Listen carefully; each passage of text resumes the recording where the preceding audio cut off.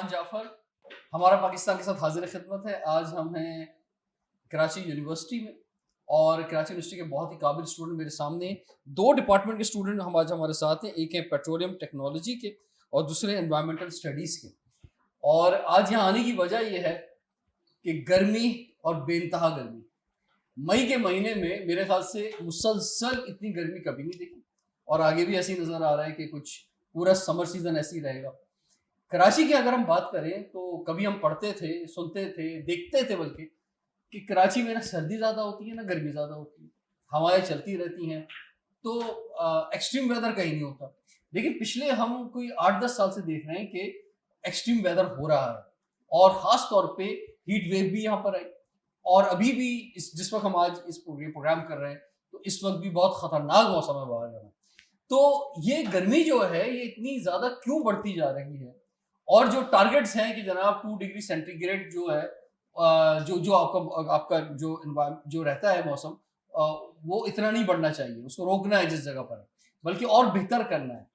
तो ये क्या ऐसे ही रहेगा या और शिद्दत से गर्मी बढ़ती चली जाएगी? और जितनी ये गर्मी बढ़ेगी, इतना गर्म जो है ये एनवायरनमेंट बढ़ेगा, उतना ही इस दुनिया को खतरा बढ़ता चला जाएगा। जो क्लाइमेट चेंज की हम बात करते हैं, हमारे ग्लेशियर्स जो है वो पिघलते रहेंगे, हमारे बहुत से गांव देहात जो दरियाओं के रास्ते में आते हैं उनके डूबने का खतरा हो जाएगा। और फिर पीने के पानी का एक बहुत बड़ा जो है वो एक नुकसान सामने आएगा, अलमिया सामने आएगा।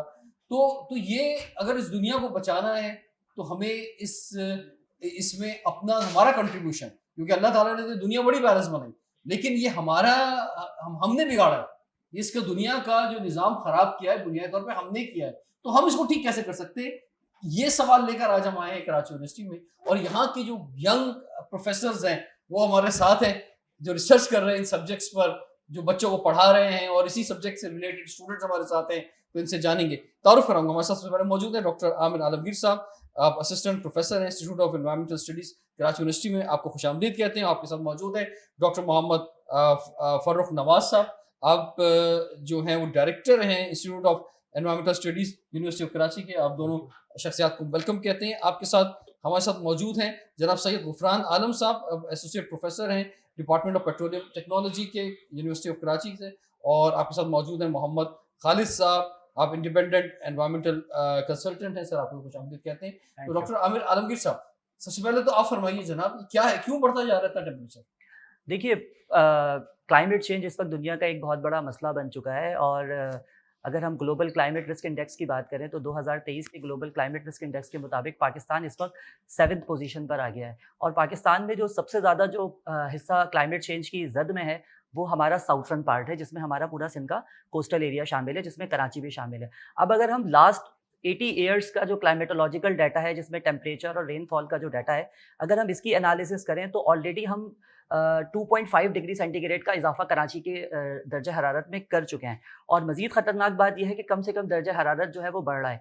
और इसके साथ साथ हमने ये टाइम भी देखा कि 2010 में हमें बहुत बड़ा एक फ्लड मिला, उससे पहले ड्राउट पीरियड्स था, फिर उसके बाद एक ड्राउट पीरियड फिर चला, फिर हमने 2022 में एक बहुत बड़ा जो है वो फ्लड वाली सिचुएशन देखी। सवाल ये ना, आखिर क्यों मतलब ये बुरा हाल जो है हमारा क्यों हो रहा है? देखिए, बेसिकली प्रॉब्लम यह है कि क्लाइमेट चेंज को बढ़ाने में मैं समझता हूँ कि जो मैन मेड एक्टिविटीज़ हैं इसका बहुत बड़ा हाथ है। हमने दरख्तों की कटाइयाँ शुरू कर दी, हमने फॉरेस्ट कवर कितना कम कर दिया है, कराची को हमने कंक्रीट का जंगल बनाकर रख दिया। और कराची में जिस तरह से बिल्डिंग्स हैं, हाई राइज बिल्डिंग्स हैं, आप ये देखें कि कराची में जब टेम्परेचर बढ़ता है तो वो बिल्डिंग्स जो होती हैं, आप लोगों के पास इतनी सेंस नहीं है कि बिल्डिंग्स के कलर्स के ऊपर अगर वो जाएं। बाहर के मुल्कों में ये स्टडीज़ हुई हैं कि जिन बिल्डिंग्स में वाइट कलर करवाया गया है उन बिल्डिंग्स ने कम से कम टेम्परेचर को एब्जॉर्ब किया। तो हमारे यहाँ जो सीमेंट की बनी हुई बिल्डिंग्स हैं, लोग उसमें डार्क कलर्स करवाते हैं, तो ये ऑब्जर्व की गई है कि उसकी वजह से टेम्परेचर में बहुत ज़्यादा इजाफा होता है। इसके अलावा हमारे साथ छोटे छोटे से जो इशूज़ हैं, जो एनवायरमेंटल प्रॉब्लम्स हैं, चाहे वो बर्निंग ऑफ सॉलिड वेस्ट का मसला हो, एयर पॉल्यूशन का मसला हो, ये जो छोटे छोटे से जो एनवायरमेंटल इशूज़ हैं ये भी क्लाइमेट चेंज को बढ़ाने में बहुत अहम किरदार अदा कर रहे हैं। और सबसे बेसिकली जो मसला ये है कि हम हर चीज़ गवर्नमेंट के ऊपर डाल देते हैं कि शायद ये क्लाइमेट चेंज का मसला भी गवर्नमेंट हल करेगी। हमने एनवायरमेंट फ्रेंडली लाइफ स्टाइल नहीं अपनाया। हम सिर्फ पिछले 15-20 सालों से जिस तरक्की की बात कर रहे हैं वो तरक्की दरअसल तरक्की नहीं है। तरक्की जो है वो बहुत बड़े बड़े हाईवे बनाने से, अंडरपासेस बनाने से या कॉरिडोर्स बनाने से नहीं होती है। तरक्की ये होती है कि आपकी जनरेशन एनवायरनमेंट के बारे में कितना जो है वो सोच रखती है, और सोच रखने के साथ साथ उस पर कितना अमल दरामद करती है। तो मैं ये समझता हूँ कि डेवलपमेंट ये होनी चाहिए कि आप एनवायरनमेंट फ्रेंडली एक्टिविटीज़ को प्रमोट करें, स्कूल लेवल से लेके मदरसे तक, यूनिवर्सिटीज़ तक। मैं समझता हूँ कि एनवायरनमेंटल एजुकेशन को जो है वो कंपलसरी होना चाहिए, ताकि हमारी आने वाली जनरेशन जो है वो भी इस चीज़ को सस्टेन कर सके। ठीक है। जी सर, आप फरमाइए सर, क्या वजह है कि क्यों तबाही और बर्बादी हम देख रहे हैं और ये एक्सट्रीम वेदर क्यों नज़र आ रहा है? बहुत शुक्रिया बड़े अहम मौजू की तरफ सबकी तवज्जो दिलाने का। देखिए अगर हमने इस पे गौर करना है कि ये क्यों हो रहा है, तो हमें इंसान के इर्तिका की तरफ जाना पड़ेगा। उसकी जो स्टेजेस हैं, देखें सबसे पहले जब इंसान ने फायर की इन्वेंशन की, उस वक़्त वो बहुत खुश हुआ कि नई चीज़ मिल गई है, कुकिंग करेंगे। फिर उसके बाद जब उसको कोल मिला, कोयला जिसे हम कहते हैं, उस वक़्त उसको आग जलाने में आसानी हो गई। और देखें जब 18th सेंचुरी में कोयला जलाने के ये हालात हो गए कि एडवर्ड किंग ने कहा कि जो कोयला जलाएगा उसका मैं सर कलम कर दूँगा। तो लेकिन कोयला जलना नहीं रुका, क्योंकि कोयले से इंडस्ट्री का पहिया स्टार्ट हुआ और उस इंडस्ट्री ने इस कोयले को ज़्यादा से ज़्यादा इस्तेमाल करना शुरू किया, और जिन मुल्कों ने इंडस्ट्रियाँ लगाईं वो डेवलपमेंट में बहुत आगे चले गए। यानी कोयले से तरक्की का एक गहरा रिश्ता था, और उसी तरक्की ने आबो हवा को सारा जो है पोल्यूट कर दिया, यानी आलूदा वही कर तरक्की रही, जो है दूसरी जानिब तबाही कर रही है। और और हमने अब वो काम भी नहीं किया। अब मतलब वो जब हम बात कहते हैं ना कि जनाब वल्नरेबल, तो हम 7वें नंबर पर हैं, लेकिन हमने कंट्रीब्यूट नहीं किया। बिल्कुल तो हमने ये काम भी नहीं किया कि चलो यार कुछ तरक्की कर लेते, कुछ ये थर में और मुख्तलिफ जगहों पे पड़ोस में जो है कोयले से बिजली बन रही थी, हम भी कुछ तरक्की कर लेते, कुछ कंट्रीब्यूट इसमें भी कर देते, जहाँ हमने और बहुत सारे कारनामे बिल्कुल अंजाम ऐसे दिए, ही है। लेकिन हमने ये काम भी नहीं किया। बिल्कुल। चलो। और ये आप देखें, ये उस वक़्त स्टार्ट हुआ जी। और ये अब तक जारी है। और अभी आप आज के रिसेंट फिगर निकाल लें, अभी भी जो कार्बन डाइऑक्साइड की, जिसको हम मेन काज़ कहते हैं इस क्लाइमेट चेंज का, कि अब वो हवा में ये ग्रीन हाउस गैस है, बाकी सबसे ज़्यादा है, अभी भी इसकी एमिशन बढ़ती जा रही है, कम नहीं हो और रही। इसी वजह से जो पेरिस एग्रीमेंट हुआ, उसके बहुत ज़्यादा लोग मुखालिफ भी हैं, कुछ कंट्रीज़, क्योंकि उसमें सबसे इम्पोर्टेंट बात यही है कि जो ग्रीन हाउस गैसेस हैं, लाइक CO2, मीथेन NO2, है। CH4 वगैरह, तो उसमें उसके ऊपर जो है पाबंदी लगाने की बात की गई है। और वो मुल्क जो हैं, जो कि अभी भी उससे बिजली बना रहे हैं या उनके फैक्ट्रियाँ, कारखाने चल रहे हैं, तो वो उस पे अभी भी बाज नहीं आ रहे। अब आप देखें ना, अमेरिका की 70% जो इलेक्ट्रिसिटी है, हाँ। That is from fossil fuel burning. अब अगर वो फॉसिल फ्यूल बर्निंग हम बंद करते हैं, तो वो तो पूरा खित्ता जो है वो डार्कनेस में चला जाएगा। तो हम अगर पहली चीज़ ये सोचें, यूएनओ लेवल पे यूएनएफसीसी बाकायदा कन्वेंशन है, वो इन पे हर साल कॉप के नाम पे मीटिंग करते हैं कि हम किस तरह इन एमिशंस को कम करें। लेकिन जिस तरह आपने जो है वो बताया, बिल्कुल यही हाल है। जो डेवलप कंट्री हैं वो किसी तरह भी बहुत सारे एग्रीमेंट्स के सिग्नेटरी नहीं हैं। अगर वो सिग्नेटरी हैं, जैसे पेरिस एग्रीमेंट है उसके सिग्नेटरी हैं, तो उसकी इम्प्लीमेंटेशन में इंटरेस्टेड नहीं है। ग्रीन फंड बनाया गया कि चलें आप इंडस्ट्री चलाएं, लेकिन एटलीस्ट जो आपके आपसे इन्फ्लुएंस हो रहे हैं, जिन पे आपका इफेक्ट जा रहा है, डेवलपिंग कंट्रीज हैं, उनको हम इमदाद कर देते हैं। अब वो ग्रीन फंड के नाम पे फंड तो बना दिया गया, लेकिन अब उसमें फंड में अमाउंट जमा कराने की वो जो है ना। सर आप नहीं मुझे आ रहे। फरमाएं कि आप पेट्रोलियम डिपार्टमेंट से आपका ताल्लुक है, ये पेट्रोल ने क्या क्या तबाही लेकर आया है हमारे पाकिस्तान की बात करें, इसको बिगाड़ मिलाने की। बेसिकली देखिए, प्रॉब्लम ये आई है कि अब पेट्रोलियम या फॉसिल फ्यूल बर्न करना सिर्फ प्रॉब्लम नहीं रहा, बल्कि इसकी वजह से हमने बहुत तरक्की भी हासिल की। आज हम जिस स्टेज पे खड़े हैं, जो असल प्रॉब्लम है वो ये है कि जो हम इसका एनवायरमेंटल इम्पैक्ट था, उसको मिटिगेट करने के लिए हमने कोई प्रैक्टिस को नहीं अडॉप्ट किया। अब हमारे यहाँ जो है वो बहुत ज़्यादा क्लाइमेट चेंज का वाला बन रहा है, तो इस वजह से हम कोशिश कर रहे हैं। लेकिन अनफॉर्चुनेटली जो CO2 गैस है, जो ग्रीन हाउस गैस है, वो क्या कर रही है कि जो आपके पास हीट आ रही है जितनी, वो उसको ट्रैप कर रही है। जो हमारा टारगेट है वो CO2 को रिड्यूस करना है, और उसी से हम जो है वो क्लाइमेट चेंज की जो खराबियां हैं उसको जो है वो कम कर सकते हैं। अब प्रॉब्लम ये है कि ओवरनाइट, जैसे सर ने, डॉक्टर फर्रुख ने जिक्र किया कि ओवरनाइट आप जो है वो फॉसिल फ्यूल्स इंडस्ट्री को रिन्यूएबल एनर्जी पे शिफ्ट नहीं कर सकते। पूरी दुनिया में एक जंग है जहाँ पे एक तरफ आप जो है वो तरक्की देख रहे हैं, दूसरी तरफ एनवायरमेंटल जो है वो हैजर्ड्स देख रहे हैं, और इसमें बैलेंस करने की वजह से ही जो है वो कुछ कंट्रीज इसकी मुखालफत करते आ रही है, क्योंकि जाहिर सी बात है उनका पूरा सिस्टम जो है वो फॉसिल फ्यूल पे 80% ऑफ द एनर्जी नीड्स है वो आपकी फॉसिल फ्यूल से मीट करती है। तो इस वक्त ज़रूरत इस चीज़ की है कि रिसर्च इस पहलू पे की जाए कि हम CO2 का इफेक्ट इस तरीके से कम कर सकते हैं। लेकिन nobody is going to compromise on the industrial progress या इंडस्ट्रियल रेवोल्यूशन। तो हमें ये चीज़ फाइंड आउट करनी है कि किस तरीके से हम CO2 का इम्पैक्ट कम कर अच्छा, ये सकते जो हम हैं। बात करते हैं पेट्रोल की, बल्कि मैं तो पेट्रोल माफिया की कहूँगा, कि जिसने हमारी शायद ट्रेनें चलने नहीं दी, जिसने हमें हमारे डैम बनने नहीं दिए, कि हम जो है पानी से बिजली बनाते हैं। चले, ये तो अभी नई बातें हैं ना, सोलर की और विंड की, लेकिन अगर हम बाजी की तरफ जाते हैं तो फिर हमने जो है वो लॉजिस्टिक्स हमारी जो है वो, जो कि ट्रेन में एक ज़माने में जाती थी, वो हमने उसके लिए बड़े बड़े हाईवेज बनाए, और इतना पेट्रोल जो है यूज़ हो रहा है, जो कराची से लेके खैबर तक जा रहा है और फिर उससे आगे। तो और ये सब जो है कंट्रीब्यूट जहाँ क्लाइमेट को कर रहा है, वहाँ हमारे जो इकोनॉमी है उसको भी बड़ा डिस्टर्ब कर दिया इस चीज़ से। जी, बिल्कुल, ये टोटली मिसमैनेजमेंट ऑफ रिसोर्सेज़ है ना। अब आप देखें कि यहाँ जितने भी हमारे पास स्टूडेंट्स बैठे हुए हैं, सबके पास कम से कम बाइक होती है। अगर हमारे यहाँ कोई पब्लिक ट्रांसपोर्ट सिस्टम अच्छा मौजूद होता, तो ये सब कोई भी नहीं चाहता कि अपने पर्सनल बाइक ड्राइव करके आए, बल्कि वो आपकी इकोनॉमी में और भी जो वो कंट्रीब्यूट करती, क्योंकि बच्चे पब्लिक ट्रांसपोर्ट में बैठ के किताबें पढ़ते हुए आते हैं, एक सुकून के माहौल में आते हैं। ये सुबह से लेके शाम तक स्ट्रेस फेस करते हैं हमारे रोड पे जो ट्रैफिक के हालात हैं। कराची दुनिया का वाहिद शहर है, दुनिया के टॉप 20 शहरों में, कि जहाँ पे लोकल ट्रेन नहीं चलती। This is the only city in top 20 जो दुनिया की सिटीज हैं उनके अंदर जो है आबादी के लिहाज से। और मकसद आप सोचिए ना कि एक गाड़ी में एक आदमी जा रहा होता है, ये कितना बड़ा इल्म है। यही सबसे बड़ा मसला है ना कि हम इस चीज़ को रियलाइज़ नहीं कर रहे कि इससे वेस्टेज ऑफ रिसोर्सेज भी है। देखिए, पेट्रोलियम भी जो है वो ईज़िली आपके पास जो है वो प्रोड्यूसिबल नहीं होता। वो आप वेस्ट भी कर रहे हैं एक तरफ एनर्जी, और ज़ाहिर-सी बात है उसका एनवायरमेंटल इम्पैक्ट भी बढ़ता जा रहा है, क्योंकि एक मल्टीप्लायर इफेक्ट है। आज हालात इस नैच पे हैं कि हमारे यहाँ जो है पब्लिक ट्रांसपोर्ट बिल्कुल नेक्स्ट टू नन, और सब जो है वो ज़ाहिर-सी बात है अपनी गाड़ी इस्तेमाल कर रहे हैं, बाइक इस्तेमाल कर रहे हैं, और अनफॉर्चुनेटली फिर हमारे यहाँ जो पेट्रोल नहीं है, तो आप देखिए कि आपको पेट्रोल इंपोर्ट करना पड़ता है। अच्छा, इस वजह से इंपोर्ट बिल भी बहुत बिल्कुल बढ़ता है। 3 बड़ी चीजें हैं। मतलब एक तो इंडस्ट्री है पूरी हमारी, जो कि कंट्रीब्यूट कर रही है इस तबाही के अंदर। दूसरा हमारा बिजली बनाने के तरीके हैं, और हम तो ज़्यादातर ऑयल से बिजली बना रहे हैं, तो वो एक कंट्रीब्यूट कर रहा है। और तीसरा हमारा ट्रांसपोर्ट सिस्टम है जो कंट्रीब्यूट कर रहा है, और ये हमारे शहरों में इफेक्ट ला रहा है, और ये टेम्परेचर को बढ़ा रहा है। तो इस पे जो है फौरी एक्शन की ज़रूरत है। जब हम बात करते हैं कंट्रीब्यूट करने की दुनिया के लेवल पे, तो बात ये है कि ज़मीनों पे तो सरहदें बनी हुई हैं कि जनाब एक बंदा दूसरे मुल्क में नहीं जा सकता, लेकिन शायद क्लाइमेट के ऊपर, या यकीनी तौर पर क्लाइमेट के ऊपर कोई सरहद नहीं है। बादलों के ऊपर कोई सरहद नहीं बनी हुई, एक एनवायरनमेंट से दूसरे एनवायरनमेंट की तरफ कोई सरहद नहीं बनी हुई, तो दूसरे मुल्कों का भी खमियाजा हमें भुगतना पड़ रहा है। तो ये हम पर जो इफेक्ट पड़ रहा है, इस पर हम बात करेंगे ब्रेक के बाद। कंटिन्यू करते हैं, देखते प्रोग्राम हमारा पास।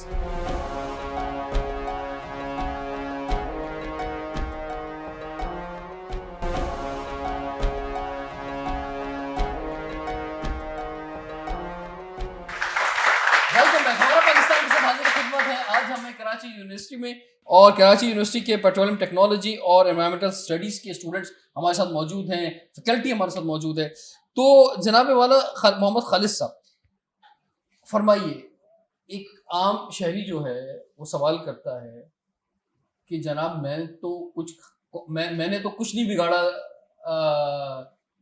इस कायनात का जी या इस सिस्टम का। आप देखें ना, इस वक्त लाड़काना में या मुंजो दाड़ो में 54 डिग्री सेंटीग्रेड पे टेम्परेचर जाना है, एग्जैक्टली। और कराची में जो है वो है तो 38 39, लेकिन फील लाइक 48 49। तो अब ये है कि ये लोग तो सवाल कर रहे हैं भाई कि ये जुल्म मेरे ऊपर क्यों हो रहा है, इतनी गर्मी में क्यों रह रहा हूँ। फरमाइए। बहुत शुक्रिया। देखें, ये एक बड़ा ग्लोबल इशू है। Climate change is a very big issue, लेकिन हम पाकिस्तान के कंटेस्ट में बात करते हैं तो पाकिस्तान एक ऐसा कंट्री है, क्योंकि यहाँ पर पेट्रोलियम के भी हैं, एनवायरनमेंट के भी हैं, फूड टेक्नोलॉजी डिपार्टमेंट में हम बैठे हैं। तो पाकिस्तान एक ऐसा कंट्री है जिसके पास वेरिएशन है 100 डिग्री सेंटीग्रेड का। यानी आप एक ही दिन, सबसे ज़्यादा जो गर्म तरीन शहर है हमारा वो सिब्बी है, और सबसे ठंडा तरीन जो है सियाचिन है। अगर आप इसका वेरिएशन देखें तो 100 डिग्री सेंटीग्रेड का है। तो पाकिस्तान को एक, जिसे कहते हैं कि थ्रेट भी है, लेकिन एक अपॉर्चुनिटी भी है कि हम मुख्तलिफ़ किस्म की यहाँ पे एग्रीकल्चर प्रोडक्ट प्रोड्यूस करते हैं, जिसमें खरीफ क्रॉप भी है, रबी क्रॉप भी है, और इसके अलावा ड्राई फ्रूट्स भी हम हर किस्म के, टोमेटो भी है हमारे पास पिस्ताशियो भी है, हमारे पास वॉलनट भी है, तो हमारे पास मैंगो भी है। अब मुल्तान का जो मैंगो है वो 41 डिग्री सेंटीग्रेड पे बहुत मशहूर एक मैंगो है हमारा, ठीक है। तो ये देखें, अगर आप मैंगो से मुझे याद आ जी जी ये जब गर्मी सख्त हो रही थी, मई जी। के महीने में स्टार्ट हुई, अब जिससे बात करो कि भाई क्या कहते हैं गर्मी बड़ी जो है ना बहुत शिद्दत हो गई है गर्मी जी। के अंदर, तो जवाब मिलता था यार तुम्हें आम नहीं खाने का। आम नहीं खाने। अबे भाई ये आम की इतनी बड़ी कीमत Exactly. इतनी महंगी कीमत तो मैं तो देने को तैयार नहीं, मैं दे दूंगी। इतनी मोहब्बत आम से नहीं है कि हम इतनी गर्मी बर्दाश्त करें। क्यों भाई ऐसा ही है, ऐसे। या आम से ज्यादा मोहब्बत है? Exactly. बताओ यार, ये मैंगो शेक वगैरह पसंद है आप लोगों को बहुत ज्यादा है, तो कि उस मैंगो शेक की वजह से हम इतनी गर्मी जो बर्दाश्त करें? तो ये जवाब तो मजेदार नहीं है लोगों को मिल रहा हाँ, था। बिल्कुल। देखिए 2010 में कराची वॉज 3600 स्क्वायर किलोमीटर।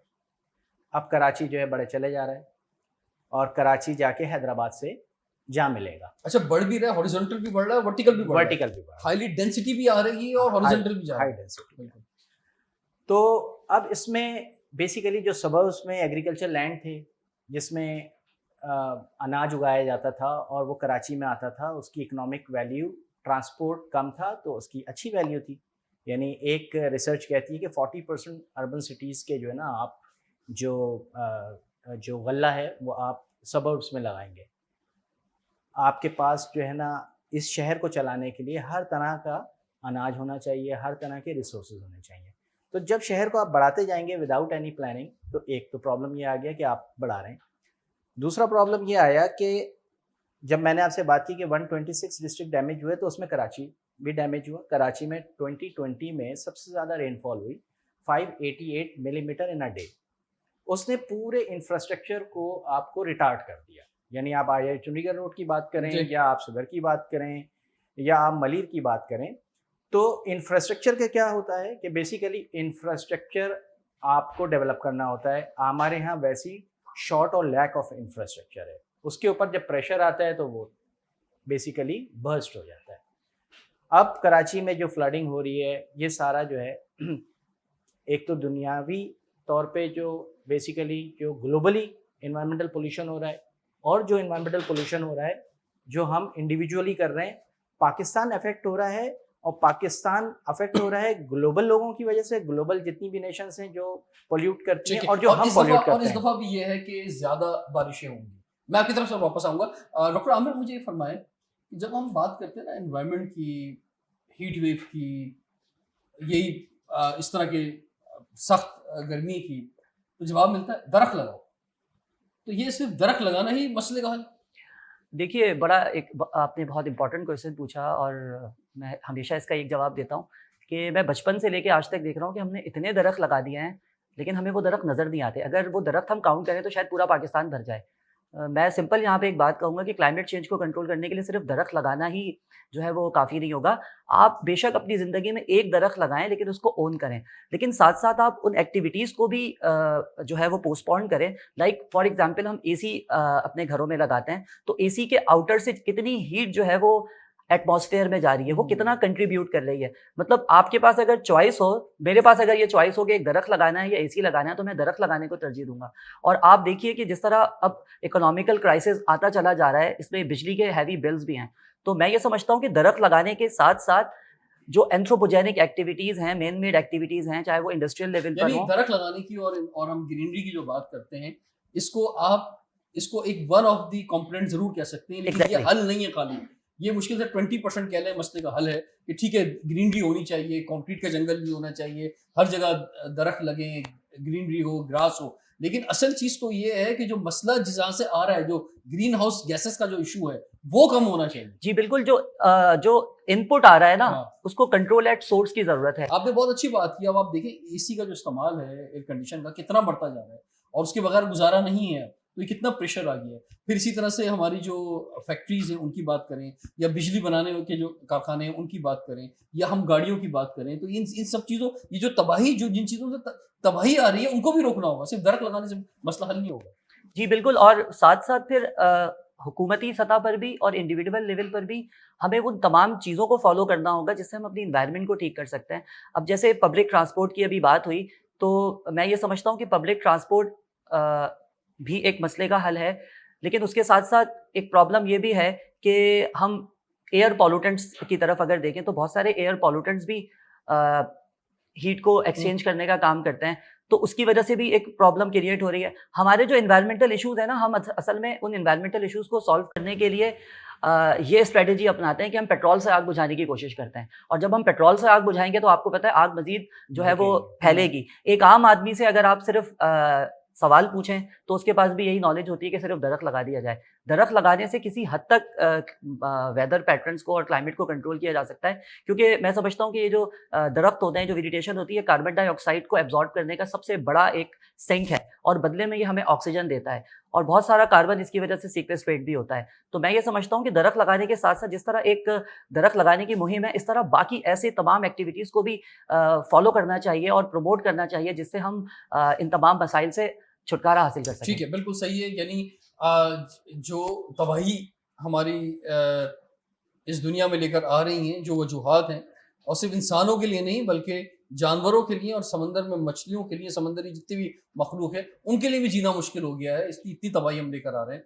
तो सबसे पहले तो उन चीज़ों पर पाबंदी लगनी चाहिए, और दूसरी बात ये कि इतने नए प्रोजेक्ट्स बनते हैं, उनकी परमिशंस मिलती हैं, इतनी हाउसिंग सोसाइटीज़ बनती हैं, तो उस पर भी जो है ये फोकस गवर्नमेंट का होना चाहिए कि उसके अंदर कितनी स्पेस जो है खाली छोड़ी जा रही है, और उसमें जो है वो ग्रीनरी का कितना ख्याल रखा जा रहा है। तो जब तक वो चीज़ें उसमें फुलफिल ना हो तो परमिशन नहीं मिलनी चाहिए, ये बहुत ज़रूरी है। तो बहुत ही इंपॉर्टेंट स्टूडेंट्स मेरे सामने बैठे हुए हैं, तो इनसे इनके सवालात, इनके ख्यालात जानेंगे, लेकिन नेक्स्ट सेशन में देखते रहिए पूरा हमारा पाकिस्तान।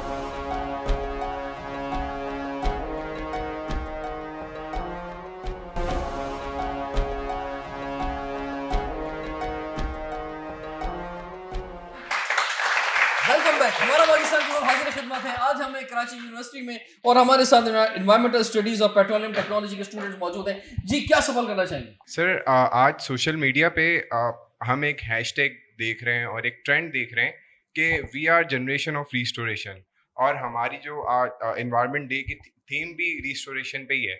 तो सर ये रिस्टोरेशन क्या है, किन रिसोर्सेज की रिस्टोरेशन है? 5 जून को हर साल जिस तरह जो है यूनेप के प्रोग्राम के तहत वर्ल्ड इन्वायरमेंट डे मनाते हैं, तो 1973 से जो है यूनेप ने ये शुरू किया हुआ है सेलिब्रेट करना, और इस दफ़ा का थीम है our land our future we are generation restoration. Basically अगर मैं यहाँ पे कोट यहाँ पे रखूँ तो वो बड़ा फिट होता है यहाँ पे। वैसे ट्रीज़ के लिए, या आप थोड़े दरख्त की बात कर रहे थे, तो वो ट्रीज़ के लिए है the best time of planting trees was 20 years ago, the second best time is now. जो सबसे बेहतरीन टाइम था दरख्त लगाने का वो आज से 20 साल पहले था, कि उन्होंने अगर लगाए होते तो आज का मौसम बड़ा प्यारा होता, लेकिन अब वो नहीं लगे, जो भी हालात है, सेकंड बेस्ट टाइम अब है। तो हमारी जो जनरेशन, ताकि हम अगले 20 साल के लिए लगा दें, हम नेक्स्ट जनरेशन के लिए हम अभी से काम करें, वो लगा दें। ठीक है, अच्छा। ठीक है जी। नेक्स्ट सवाल पे पेट्रोलियम के हमारे रिस्पेक्टेड टीचर ने कहा कि हम क्लाइमेट चेंज को कम करने के लिए कार्बन डाइऑक्साइड की मकदार को कम करें। तो सर मेरा आपसे सवाल ये है कि अगर हम CO2 की मकदार को कम करें तो यहाँ से हमें CO2 प्लांट्स कंज्यूम करते हैं और वहाँ से हमें ऑक्सीजन दे रहे हैं। तो अगर हम CO2 की मकदार कम करें तो वहाँ से हमें प्लांट जो है ऑक्सीजन की मकदार प्रोवाइड करने में हमें कम अमाउंट मिलेगी। तो आप इस चीज़ को कैसे देंगे? जी, देखें, अभी जो आपके पास मौजूदा कार्बन डाइऑक्साइड की कंसंट्रेशन है वो कहीं ज़्यादा है आपकी, उससे कि आप उसको रिड्यूस करने के बावजूद भी जो है वो नेगेटिव एमिशंस की तरफ जा सकें। तो बेसिकली अभी तो पूरी दुनिया में जो टेक्नोलॉजी मौजूद है वो नेगेटिव एमिशंस की तरफ नहीं जा सकी, तो इसलिए जितनी भी CO2 मौजूद है वो बहुत ज़्यादा है आपके लिए कि आने वाली कई जनरेशंस को जो है वो जो दरख्त हैं उनको जो है वो CO2 प्रोवाइड कर सके। जो मेन इशू है वो ये है कि आप नेट ज़ीरो एमिशंस की तरफ जाएंगे जब, तो फिर CO2 बैलेंस हो। जी प्लीज। अस्सलाम वालेकुम, एनवायरमेंटल साइंस की स्टूडेंट हूँ। हमने सारी बातें डिस्कस कर ली कि क्लाइमेट बहुत ख़राब हो गया है, और एज एनवायरमेंटलिस्ट मैं ये बात जानती हूँ कि हमें बहुत पहले ही कुछ एक्शन लेना चाहिए था, लेकिन अब एज ए इंडिविजुअल हम आगे की नस्लों के लिए अब क्या एक्शन ले सकते हैं कि उनको ये सब फेस ना करना पड़े जो हम अभी कर रहे हैं? जी सर फरमाइए।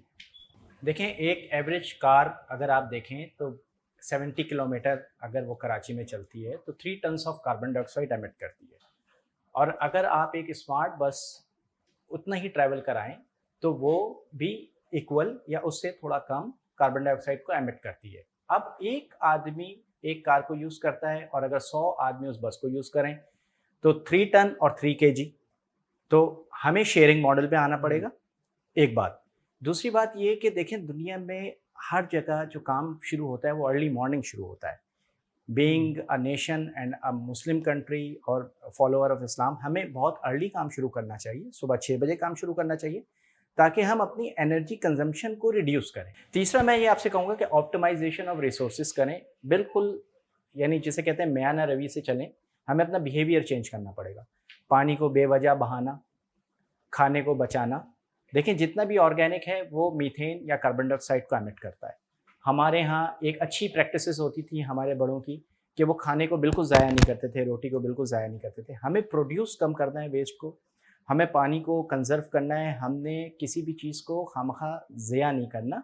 उसकी वजह से हम कंट्रीब्यूट कर सकते हैं, और ये सिर्फ होगा बिहेवियर चेंज, लाइफस्टाइल हमें चेंज करना लाइफस्टाइल। ये ठीक है, Thank बहुत you. अच्छी बात की। हम जो एनवायरनमेंट के अंदर जो ये क्राइसिस जो क्रिएट कर रहे हैं सर, इसके वजह से हमें सिर्फ ना इंसानों को मसला हो रहा है बल्कि हैवानात और स्पेसिफिकली आपने बात करी समंदर के वो जो मछलियाँ हैं सब। सर मेरा इस वाले से सवाल था कि सर ये जो हमारा जो ये सी कोस्ट लाइन जो है सी व्यू की साइड पर अगर आप गए होंगे, जी। हर कोई कराची का बंदा गया होगा। मैं सर, गया वहाँ हूँ अक्सर, और जब मैं जाता हूँ ना समंदर पे, तो मछलियाँ, मुझे दोस्त है मेरी बहुत अच्छी, वो बाहर निकलती है समंदर से बाहर, हाथ जोड़ती हैं और कहती हैं खुदा के वास्ते हमें बचा लो। बचा जी सर, मैं इसी वाले से पूछा और मुझे सर। बहुत अफसोस होता है कि इसके बाद भी मैं कुछ नहीं कर बिल्कुल, पाता, बिल्कुल। सिर्फ आवाज ही उठा पाता हूँ। बिल्कुल। सर वो इस हवाले से पूछना है सर, ये जो पूरा ये डेड जोन जो बन चुका है कि मछेरों से आप मेरी पर्सनली मछेरे से बात हुई थी सर, वो बता रहे थे कि कराची की कोस्ट लाइन की तरफ तकरीबन 10-15 किलोमीटर तक चले समंदर के अंदर सीधा स्ट्रेट जाए तब भी आपको मछलियाँ नहीं दिखेंगी, पूरा एक डेड जोन बन चुका है सर। उस हवाले से मैं पूछना है सर ये कि इसको हम सही कैसे कर सकते हैं, क्योंकि सर हमारा जो कराची का एक ही चीज़ है सर से कि बस सी व्यू था सर, उसमें भी अगर मछलियाँ नहीं दिखेंगी तो फिर क्या हो जाएगा, और क्या उसमें मछलियाँ क्या दिखेगी, उसके अंदर तो पूरी कराची का कचरा मिलता है। सर आप जब आप खड़े होते हैं सी व्यू क्या किसी भी समंदर में चले जाएं, किसी भी साइड पे चले जाएं, आपके कदमों पे जो है ना पूरी कराची का कचरा टकरा रहा होता है, और वो पूरी कराची का गंज जो समंदर में डाला जा रहा होता है। ये हाल है हमारे समंदर का। जी सर। देखिए, जैसा कि पता ही है कि पूरे कराची का जो अनट्रीटेड डोमेस्टिक और इंडस्ट्रियल इफ्लुएंट जो है वो हम अपने दो कराची के बड़े दरिया जिसको हम कहते हैं मलीर रिवर और लियारी रिवर के ज़रिए हम समुंदर में बहा देते हैं, जो कि तकरीबन 600-700 बिलियन गैलन्स पर डे की उसकी क्वांटिटी बनती है, जिसमें हाईली कॉन्सेंट्रेटेड हैवी मेटल्स और पेस्टिसाइड्स वगैरह भी होता है। और ये मलीर रिवर जो है ये जाकर सीवीओ पे एंड होता है, और जो लियारी रिवर है ये सैंडस्पिट की पट्टी पे जाके एंड होता है, जिसकी वजह से मैंग्रोव की स्पीशीज़ का भी बहुत ज़्यादा हमें डिक्लाइन मिलता है। अब बात है मछलियों के हवाले से, तो देखिए मछलियाँ हमें जो नहीं मिल रही हैं उसके पीछे एक पॉल्यूशन सबसे बड़ा फैक्टर है, और पॉल्यूशन इंडिकेटर में एक इंपॉर्टेंट चीज़ होती है ऑक्सीजन डिमांडिंग वेस्ट। वाटर के जो वेस्ट वाटर आ रहा है उसमें ऐसे पॉल्यूटेंट हैं जो सी वाटर की जो डिजॉल्व ऑक्सीजन होती है उसको कंज्यूम कर लेते हैं, और यही वजह है कि जब फिशेस को ऑक्सीजन की डिफिशिएंसी होती है तो वो मूव कर जाती हैं।